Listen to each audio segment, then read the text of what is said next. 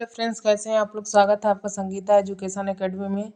तो आज का बहुत ही इम्पोर्टेंट टॉपिक होने वाला है बीएफ स्किनर साहब, जो C TET, TET, UP TET, super TET यानी किसी भी टीचिंग वैकेंसी में ये बहुत बार क्वेश्चन पूछ चुका है बीएफ स्किनर से रिलेटेड।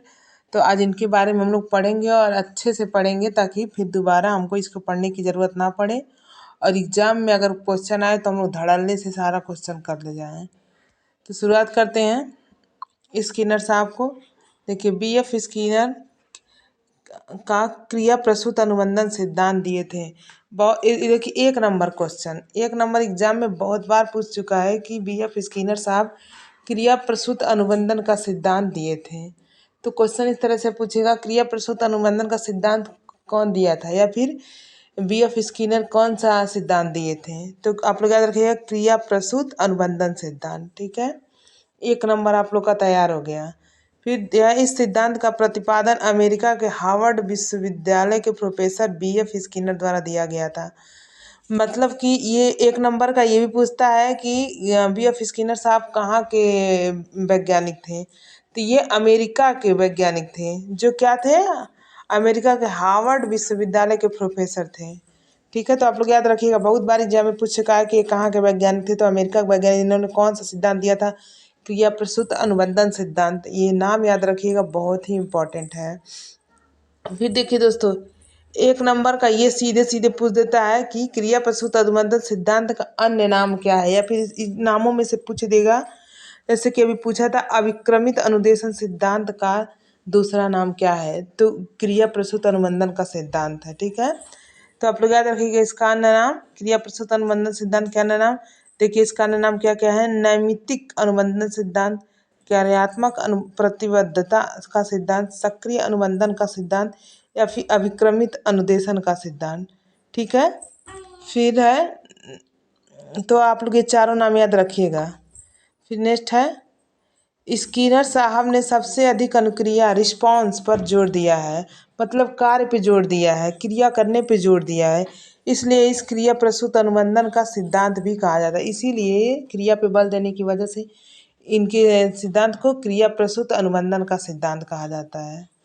फिर है, बीएफ स्किनर ने सबसे पहले अपना प्रयोग चूहे पर किया था, बाद में कबूतर पे किया। ये भी पूछता है कि स्किनर साहब किस पे अपना सबसे पहला प्रयोग किया था, तो चूहे पे, फिर कबूतर पे। याद रखिएगा, भूलिएगा मत, ये बहुत इंपॉर्टेंट है, एक नंबर का ये आपका है। फिर है, बीएफ स्किनर ने सबसे पहले अपना प्रयोग चूहे पे किया था, बाद में कबूतर पे। देखिए, आप लोग को दिख रहा होगा, एक बॉक्स है जिसमें एक चूहे को बंद कर दिया इन्होंने, और एक लीवर लगा दिया है।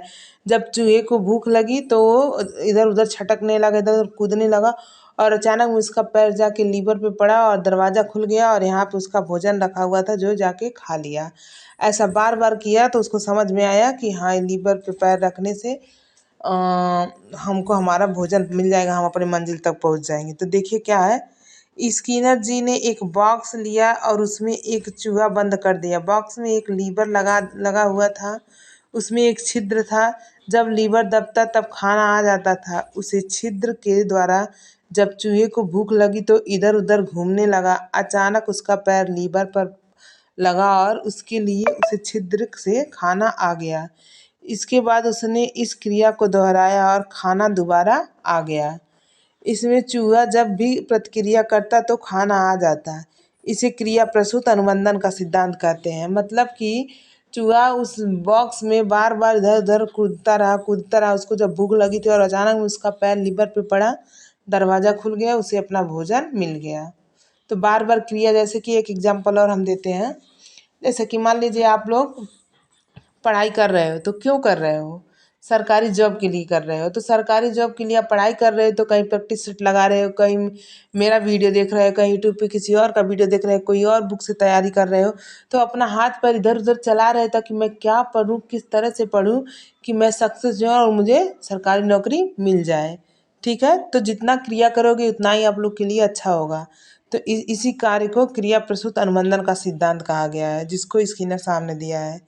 फिर देखिए, इस प्रयोग से यह निष्कर्ष निकलता है कि पहले अनुक्रिया रिस्पॉन्स होती है, बाद में उद्दीपन मिलता है। मतलब कि पहले क्रिया होती है, फिर उसका रिजल्ट मिलता है। वैसे वैसे सही अनुक्रिया करना और लक्ष्य तक पहुंचने में तीव्रता आती है। सीखने की अनुक्रिया में पुनर्वलन बहुत महत्वपूर्ण है। अब पुनर्वलन क्या होता है, तो देखिए पुनर्वलन एक ऐसा चीज है जो निगेटिव और पॉजिटिव दो प्रकार का होता है। सकारात्मक और नकारात्मक दो प्रकार का है। पुनर्वलन देने से कोई आगे भी बढ़ सकता है सकारात्मक, और नकारात्मक पुनर्वलन देने से वो व्यक्ति पीछे भी आ सकता है। तो देख लेते हैं पुनर्वलन के क्या के बारे में क्या कहा है। जिस उद्दीपक को देने से अनुक्रिया करने की संभावनाएं बढ़ जाती हैं उसे पुनर्वलन कहते हैं। अभी बताया ना सकारात्मक और नकारात्मक, तो जिस उद्दीपक से, जिस बात से, जिस साहस, जिस हिम्मत को देने से कार्य करने की क्षमता दुगुना तिगुना हो जाती है उसे उद्दीपन या उसे पुनर्बलन कहते हैं। जैसे एग्जाम पास करने पर माता पिता द्वारा दिया गया उपहार बच्चों को देना। जैसे कि मान लीजिए आप ही लोग अपना याद रखिएगा कि जब आप लोग छोटे थे या फिर बड़े ही थे, तो जब आप लोग एग्जाम पास करके आए तो जिस लेवल के आप थे उस लेवल के माता पिता आप लोग को उपहार दिए होंगे। छोटे रहे होंगे तो घड़ी दिए होंगे, जैसे बड़े होंगे तो साइकिल खरीद के दिए होंगे पास होने, फिर बाइक दे दिए होंगे। अब जब आप सरकारी नौकरी पा जाएंगे तो और खुश होंगे और कहेंगे मेरा बेटा मेरा बहुत नाम किया। तो इसी को कहते हैं पुनर्बलन। ठीक है, तो चलिए देखते हैं पुनर्बलन के प्रकार और कौन कौन से क्या क्या होते हैं। तो पुनर्बलन दो प्रकार के होते हैं, सकारात्मक पुनर्बलन, नकारात्मक पुनर्बलन। सकारात्मक पुनर्बलन में देखिए उपहार देना, पानी, मान लीजिए कोई अपने काम से पास होके आया है थका रहा, उसको आप लोग खुश होकर पानी देंगे, भोजन देंगे, उसकी प्रशंसा करेंगे, हाँ बेटा तुमने मेरा बहुत नाम किया है, मुझे विश्वास है कि तुम आगे भी चल के मेरा नाम करोगे। और देखिए वही नकारात्मक पुनर्वलन है, दंड देना, नीचा दिखाना, मारना, हतोत्साहित करना।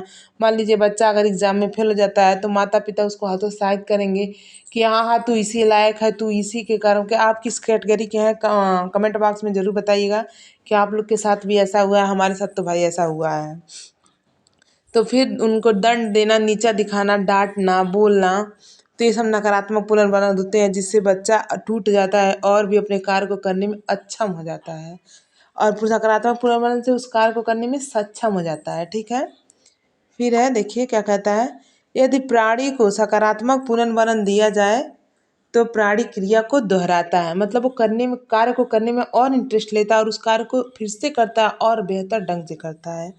और यदि नकारात्मक पुनर्वलन दिया जाता है तो प्राणी उस क्रिया को नहीं दोहराता है। मतलब अगर आप लोग तैयारी कर रहे हो, मान लीजिए एक नंबर से आप फेल हो गए, आपके माता पिता कहें कोई बात नहीं बेटा, चलो फिर से तैयारी करो, फिर से आप तुम इस बार पास हो जाओगे, तो आपका पढ़ने में और मन लगेगा। और मान लीजिए वहीं आपके माता पिता कह रहे हैं तू किसी काम का नहीं है, चल खेत में चल, यहाँ चल, वहाँ चल, मेरे साथ धंधे पे चल, मेरे साथ दुकान पे चल, मेरे साथ बिजनेस में हाथ बटा, तो आप लोग वहीं हतोत्साहित हो जाएंगे, आप लोग का आत्मविश्वास टूट जाएगा और उस कार्य को आप लोग नहीं कर पाओगे। फिर देखिए पुनर्वलन की अनुसूची, कितने बच्चों को तो ये पता ही नहीं होगा पुनर्वलन की अनुसूची क्या होता है, लेकिन एग्जाम में 1 से 2 नंबर इससे आता है। देखिए ये दो प्रकार की होती है। पहला है सतत पुनर्वलन अनुसूची, इसमें जब जब क्रिया होती है तो पुनर्वलन दिया जाता है। जैसे प्रत्येक प्रश्न पूछने पर सही उत्तर देने पर बच्चों की प्रशंसा करना।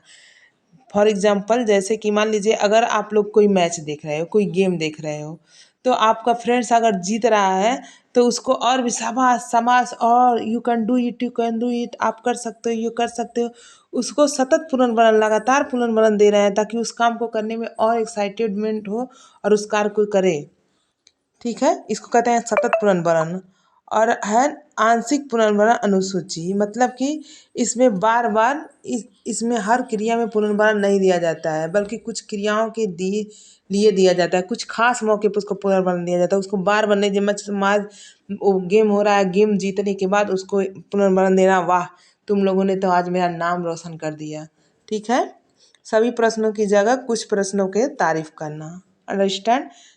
तो आई होप आप लोग को वीडियो पसंद आया होगा, और ऐसे ही वीडियो पाने के लिए मेरे चैनल को सब्सक्राइब कर लीजिएगा और वीडियो को लाइक और शेयर कर दीजिएगा। बहुत ही मेहनत से आप लोग के लिए वीडियो बना के हम लाते हैं, तो आप लोग भी मेरा वीडियो लाइक शेयर कर दीजिएगा और इस टॉपिक को अच्छे से देख लीजिएगा। नेक्स्ट टॉपिक में हम लोग इससे रिलेटेड क्वेश्चन करेंगे। Thank you.